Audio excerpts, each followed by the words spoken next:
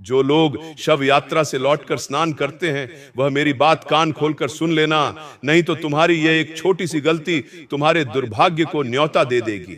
दोस्तों, हमारे हिंदू सनातन धर्म में शव यात्रा का बहुत ही गहरा एवं रहस्यमयी महत्व बताया गया है। गरुड़ पुराण और सनातन धर्म में आखिर ऐसा क्यों लिखा हुआ है कि जब कोई इंसान शव यात्रा में जाता है या श्मशान घाट में जाता है तो उसका नहाना क्यों जरूरी है?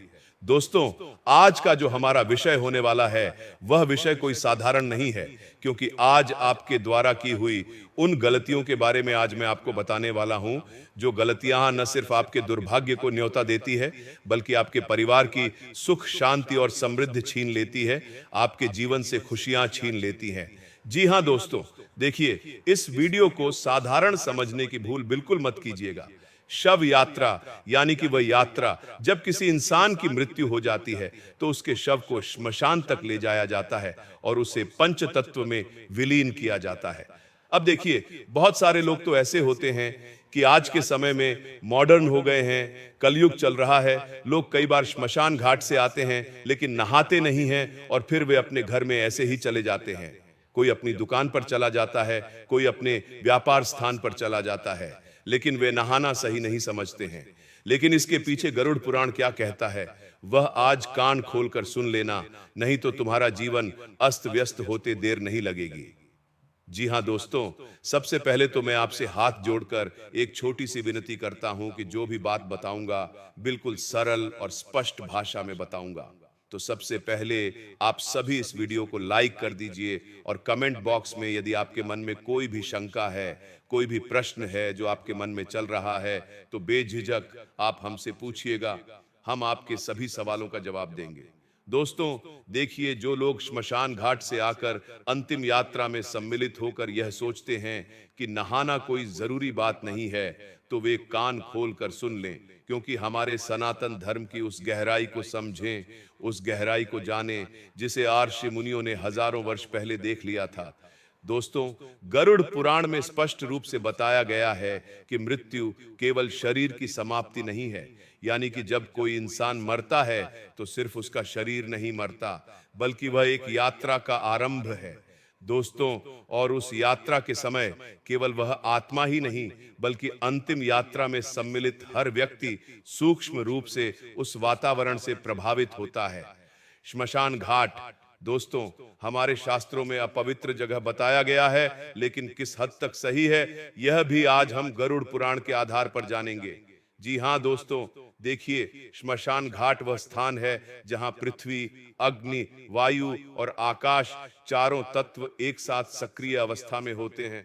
जी हां, वहां केवल लकड़ी और चिता नहीं जलती, बल्कि अनगिनत भटकती हुई सूक्ष्म योनियाएं, अनगिनत भटकती हुई अधूरी इच्छाओं वाली आत्माएं और नकारात्मक ऊर्जाएं विचरण करती हैं। जी हां दोस्तों, इसीलिए हमारे शास्त्रों में यह भी बताया गया है कि घर में जब भी कोई शुभ या मंगल कार्य हो तो उसके 15 दिन पहले से और 15 दिन बाद तक हमें श्मशान घाट के आसपास भी नहीं जाना चाहिए। अब दोस्तों, देखिए, गरुड़ पुराण के अनुसार जब किसी जीव का शरीर पंच तत्व में विलीन किया जाता है तो उसकी आत्मा अत्यंत भ्रमित अवस्था में होती है, यानी कि उसकी आत्मा भ्रमण करती है। वह अपने घर, अपने परिजनों और अपनी पहचान से जुड़ी होती है, और उसी समय अंतिम यात्रा में गए लोग उसके सबसे निकट होते हैं, विशेषकर उन लोगों से जो उसके अपने हैं, जो उसके साथ दिन रात रहते थे। तो देखिए दोस्तों, ऐसे में वह आत्मा सूक्ष्म रूप से उनके साथ चिपकने का प्रयास करती है, विशेषकर उन लोगों से जिनके मन में डर, शोक, क्रोध या अत्यधिक मोह होता है। इसलिए हमारे शास्त्र कहते हैं कि श्मशान से लौटकर स्नान करना केवल शरीर की सफाई नहीं होती है। हम श्मशान से लौटकर आते हैं तो हम स्नान कर लेते हैं, लेकिन देखिए, आप सोचते होंगे कि यह स्नान तो सिर्फ शरीर की सफाई के लिए है, शरीर की शुद्धि के लिए है, तो यह आपका सबसे बड़ा भ्रम है। जी हां दोस्तों, बता देता हूं कि श्मशान से लौटकर स्नान करना केवल शरीर की सफाई नहीं, बल्कि सूक्ष्म शरीर की शुद्धि है। जल को सनातन धर्म में जीवन, शांति और शुद्धि का माध्यम माना गया है, और गरुड़ पुराण बताता है कि जल में प्रवेश करते ही व्यक्ति के चारों ओर बनी नकारात्मक ऊर्जा की परत टूट जाती है। यानी कि जब आप श्मशान घाट से आए, अंतिम यात्रा से आए, तो आपको आकर जरूर नहाना चाहिए। जी हाँ दोस्तों, और जो भी सूक्ष्म प्रभाव श्मशान से साथ आया होता है वह जल में प्रवाहित हो जाता है। और इसी कारण कहा गया है कि घर में प्रवेश करने से पहले या तुरंत घर आकर स्नान करना चाहिए। लेकिन आज के समय में देखिए, कुछ लोग तो ऐसे होते हैं कि घर के अंदर ही जाकर स्नान करने लगते हैं, जबकि हमारे शास्त्रों में बताया गया है कि जब भी हम अंतिम यात्रा या श्मशान घाट से लौटकर घर आते हैं तो हमें घर के बाहर ही स्नान करना चाहिए, उसके बाद घर के अंदर प्रवेश करना चाहिए। देखिए, क्योंकि यदि कोई व्यक्ति बिना नहाए उसी अवस्था में घर में प्रवेश करता है तो वह उस श्मशान की ऊर्जा को अपने घर में भी ले आता है और वही ऊर्जा धीरे धीरे घर के वातावरण में घुल जाती है। और ऐसे घरों में फिर होता यह है कि वह इंसान दुर्भाग्य के द्वार खोल देता है। फिर बिना कारण झगड़े होते हैं, भयावह सपने आते हैं, बच्चों का रात में डर कर उठ जाना, अचानक कोई भयंकर बीमारी घर में किसी व्यक्ति के शरीर में पनपने लगती है, मन का भारी रहना शुरू हो जाता है और हमारा मन पूजा पाठ में बिल्कुल भी नहीं लगता है और बार बार नकारात्मक विचार आने शुरू हो जाते हैं। तो दोस्तों देखिए, कई सारे लोग आज के समय में ऐसा कर भी रहे हैं कि जब भी श्मशान घाट या अंतिम यात्रा से लौटते हैं तो आकर नहाते नहीं हैं और उसी अवस्था में अपने घर में प्रवेश कर लेते हैं या अपने कार्यस्थल पर चले जाते हैं। तो ध्यान रखिएगा कि आज से ही आप यह गलती करना बंद कर दें। जी हाँ दोस्तों, बता देता हूं कि गरुड़ पुराण में तो यह भी वर्णित है कि जो लोग अंतिम यात्रा से लौटकर स्नान नहीं करते वे अनजाने में मृत आत्मा की यात्रा में बाधा बनते हैं। अब आपके मन में यह सवाल जरूर आ रहा होगा कि ऐसा कैसे हो सकता है, क्योंकि मरने वाला तो मर गया, मरने वाले के जीवन की यात्रा शुरू हो गई, लेकिन हमारा न नहाना उसकी यात्रा में बाधा का कारण कैसे बन रहा है? तो वह भी मैं आपको बताता हूं। देखिए, वह आत्मा बार बार उन्हीं के पास मंडराती रहती है। उसे यह भ्रम होता है कि अभी भी उसका संबंध जीवित संसार से बना हुआ है। इससे आत्मा को यमलोक की यात्रा में कष्ट होता है और जीवित व्यक्ति को जीवन में अस्थिरता का सामना करना पड़ता है। जी हाँ दोस्तों, आपको मैं बता देता हूं कि सबसे जरूरी बात यही है कि आप अंतिम यात्रा और शव यात्रा से लौटकर स्नान जरूर करें। क्योंकि कई बार जो लोग अंतिम यात्रा से आकर नहाते नहीं हैं तो उन्हें बिना कारण घबराहट, छाती में भारीपन, नींद में किसी के बुलाने की आवाज या यह अनुभव होना कि कोई पीछे खड़ा है, ऐसी अनुभूतियां होने लगती हैं। सनातन धर्म में अंतिम यात्रा को अंतिम संस्कार नहीं बल्कि अंतिम सेवा कहा गया है और यह सेवा केवल मृत व्यक्ति के लिए नहीं बनी बल्कि जीवितों की रक्षा के लिए भी है। हर क्रिया, श्मशान जाना, अग्नि देना, अस्थि विसर्जन और अंत में स्नान, सबका उद्देश्य यह सुनिश्चित करता है कि मृत आत्मा की और जीवित संसार के बीच का संबंध विधि पूर्वक समाप्त हो जाए।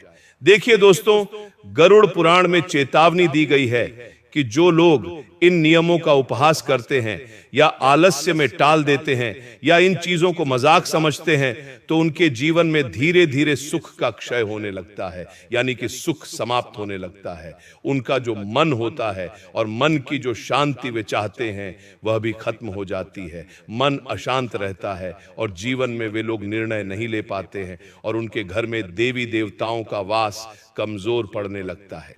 तो स्नान के बाद साफ कपड़े पहनना, घर में दीप जलाना और भगवान का स्मरण करना इसलिए बताया गया है ताकि जो शून्य ऊर्जा श्मशान से आई थी उसकी जगह सकारात्मक और देवी ऊर्जा स्थापित हो सके। देखिए, कई सारे लोग ऐसे भी होते हैं जो श्मशान घाट से आते हैं, अंतिम यात्रा से आते हैं तो वे मंदिर नहीं जाते हैं, लेकिन हमारे शास्त्रों में यह भी बताया गया है कि अगर आप कहीं पर श्मशान घाट जा रहे हैं या अंतिम यात्रा में जा रहे हैं तो वहां से आकर स्नान जरूर करना चाहिए और स्नान करने के बाद या तो अपने घर के मंदिर में ही दीपक जला लेना चाहिए, वहां पर माथा टेक लेना चाहिए, या फिर घर के आसपास कोई मंदिर हो तो वहां पर हमें जाना चाहिए। अब देखिए, ये कोई अंधविश्वास नहीं बल्कि पीढ़ियों का अनुभव है जिसे शास्त्रों में शब्द दिए गए। अंतिम यात्रा सब यात्राओं से अलग इसलिए है क्योंकि यह एक ऐसी यात्रा है जहां एक आत्मा संसार से विदा होती है और जो उसे विदा करने जाते हैं वे कुछ क्षणों के लिए मृत्यु के बहुत निकट होते हैं, इतने निकट कि मृत्यु उन्हें आसानी से खींच भी सकती है। देखिए, मृत्यु का सान्निध्य हल्का नहीं होता, वह व्यक्ति को भीतर तक हिला देता है और यदि उस प्रभाव को विधि पूर्वक धोया न जाए तो वह जीवन में डर, भ्रम और अशांति बनकर रह जाता है। गरुड़ पुराण यही कहता है कि मृत्यु का सम्मान करो, उसके नियमों का पालन करो, क्योंकि जो मृत्यु को हल्के में लेता है वह जीवन को कभी स्थिर नहीं रख पाता। इसलिए श्मशान से लौटकर स्नान करना केवल परंपरा नहीं बल्कि आत्मिक सुरक्षा का कवच है। जो व्यक्ति इसे अपनाता है वह अनजाने खतरों से बचा रहता है, और जो इसे नजरअंदाज करता है वह यह भी नहीं समझ पाता कि उसके जीवन में अचानक अंधेरा क्यों बढ़ने लगा। इसलिए मेरी बात को आप कान खोलकर सुन लेना कि दोस्तों, यदि आपके जीवन में अगर कुछ भी अनहोनी होने लगे तो समझ जाइएगा कि आपके द्वारा की हुई छोटी छोटी गलतियों की वजह से ही वह अनहोनी हुई है। आज के समय में लोग अंतिम यात्रा में सम्मिलित तो हो जाते हैं, लेकिन कई बार लोग श्मशान घाट में जब विराजित होते हैं, जब वहां बैठते हैं, तो लोग वहां बैठकर हंसते भी हैं, और वहां बैठकर हंसना बहुत गलत बताया गया है। हमारे शास्त्रों में दोस्तों, गरुड़ पुराण में बताया गया है कि जो लोग श्मशान घाट जाते हैं वे वहाँ क्यों जाते हैं? उस मृत शरीर को पंच तत्व में विलीन करने के लिए। लेकिन कुछ लोग श्मशान घाट में बैठकर समाज की बातें, परिवार की बातें, हास उपहास करने लगते हैं, बड़ी बड़ी ठहाके मारकर हंसने लगते हैं। तो गरुड़ पुराण क्या कहता है, ये भी ध्यान से सुन लीजिएगा कि हमें श्मशान घाट में अपने आप को किस तरह व्यवस्थित रखना चाहिए, क्योंकि लोगों को यह भी नहीं पता है आज के समय में कि हमें श्मशान घाट में कैसे रहना चाहिए। देखिए दोस्तों, बताया गया है कि श्मशान घाट बिल्कुल साधारण और सामान्य स्थान नहीं है। वहाँ हंसी मजाक, ऊंची आवाज में बात करना, फोन पर हंसना या इधर उधर देखना पूरी तरह से वर्जित माना गया है। यह हमारा शास्त्र कहता है। कहा जाता है कि वहां मन जितना चंचल होता है, उतनी ही जल्दी जो सूक्ष्म नकारात्मक ऊर्जा होती है वह हमारी तरफ आकर्षित होती है। इसलिए जब भी आप श्मशान घाट में जाइए, जब भी वहां बैठें, तो सिर झुकाकर, कम बोलकर और गंभीर रहना चाहिए, क्योंकि वहां की जो शांति होती है दोस्तों, और वहां का जो ऊर्जात्मक वातावरण होता है, उसका सम्मान हमें जरूर करना चाहिए। देखिए, श्मशान घाट में जब भी हम जाएं तो वहां पर एक चीज का ध्यान और रखें कि अनावश्यक चीजों को न छुए। श्मशान में पड़ी लकड़ी, राख, चिता की मिट्टी, हड्डियां या कोई भी वस्तु बिना कारण नहीं छूनी चाहिए, क्योंकि गरुड़ पुराण के अनुसार इन वस्तुओं में मृत आत्मा की सूक्ष्म छाप जुड़ी होती है, जो जीवित व्यक्ति के साथ घर तक आ सकती है। और देखिए दोस्तों, जब हम किसी इंसान की शव यात्रा में जाएं, तो शव यात्रा के दौरान भी कुछ गलतियां हैं जो हमें नहीं करनी चाहिए। देखिए दोस्तों, जब हम किसी इंसान की शव यात्रा में जाते हैं तो कुछ लोग ऐसे होते हैं जो उनका नाम लेकर जोर जोर से रोते हैं। तो शास्त्रों में माना गया है कि शव यात्रा के समय अत्यधिक विलाप आत्मा को बांध देता है। शांत आंखों से श्रद्धा रखें और मन में प्रार्थना करें कि भगवान आत्मा को शांति दे। लेकिन कई लोग ऐसे होते हैं जो बार बार नाम लेकर अत्यंत विलाप करते हैं, तो उससे होता यह है कि वह आत्मा बंधन से मुक्त नहीं हो पाती, और फिर उस आत्मा की आगे की यात्रा में बहुत सारी तकलीफों का सामना करना पड़ता है। और देखिए, शव यात्रा में जब हम जाते हैं तो आज के समय में ऐसा हो गया है कि लोग अत्यधिक मात्रा में आते हैं, लेकिन शव यात्रा की मर्यादा को नहीं समझते। शव यात्रा में लोग धक्का मुक्की करने लगते हैं, अर्थी को कंधा देने के लिए धक्का मुक्की करते हैं, जबकि धक्का मुक्की, जल्दबाजी या मजाक करते हुए चलना ठीक नहीं है। धीमी चाल, संयमित कदम और सिर झुकाकर चलना सबसे श्रेष्ठ माना गया है। देखिए, केवल वही लोग शव को छुए जिन्हें परिवार ने अनुमति दी हो। बिना कारण बार बार छूना या देखना, यह भी गरुड़ पुराण में ठीक नहीं माना गया है, क्योंकि उस शरीर को छूने की अनुमति बहुत कम लोगों को दी जाती है, और इसके पीछे शास्त्रों का गहरा उल्लेख मिलता है। देखिए, शव यात्रा में जब आप जाइए तो ध्यान रखिएगा कि कुछ भी खाना पीना नहीं है। शव यात्रा में लोग पान, सिगरेट, गुटखा, चाय आदि बड़े चाव से खाते पीते हुए चलते हैं, लेकिन इन सभी चीजों को हमारे शास्त्रों में वर्जित माना गया है, क्योंकि यह भोग का नहीं बल्कि त्याग का समय है। कम शब्दों में धीमी आवाज में सांत्वना दें। लंबे उपदेश या अपनी परेशानियां सुनाना ठीक नहीं है। परिवार के प्रति हमेशा संवेदना रखें और मन में डर नहीं बल्कि स्वीकार भाव रखें। देखिए, जब हम किसी इंसान की अंतिम यात्रा या शव यात्रा में जाते हैं तो हमारा मन डरने लगता है। यह सोचने लगता है कि कहीं यह घटना हमारे परिवार में ना हो जाए, कहीं यह घटना हमारे घर में ना हो जाए। तो मृत्यु से डरने की बजाय जीवन के सत्य को स्वीकार करें, क्योंकि डर व्यक्ति को अस्थिर करता है। जबकि स्वीकार शांति देता है। और यात्रा पूरी होने पर मन को हल्का रखें। अंतिम दर्शन के बाद मन में यही भाव रखें कि ईश्वर इस आत्मा को शांति दे और अपने चरणों में स्थान दे। जी हाँ दोस्तों, अब देखिए, मैंने आपको जो जानकारी बताई है वह जानकारी गरुड़ पुराण के आधार पर थी। तो अगर आपको मेरे द्वारा बताई गई जानकारी अच्छी लगी हो तो मेरी इस छोटी सी वीडियो को आप सभी लाइक अवश्य कर दीजिएगा। और यदि आपके मन में कोई भी शंका है, कोई भी सवाल है जो आपको खाए जा रहा है, तो आप बेझिझक कमेंट बॉक्स में हमसे अवश्य पूछें। आपके सभी सवालों का जवाब बाकायदा दिया जाएगा और हमारे चैनल को सब्सक्राइब अवश्य कर दीजिएगा।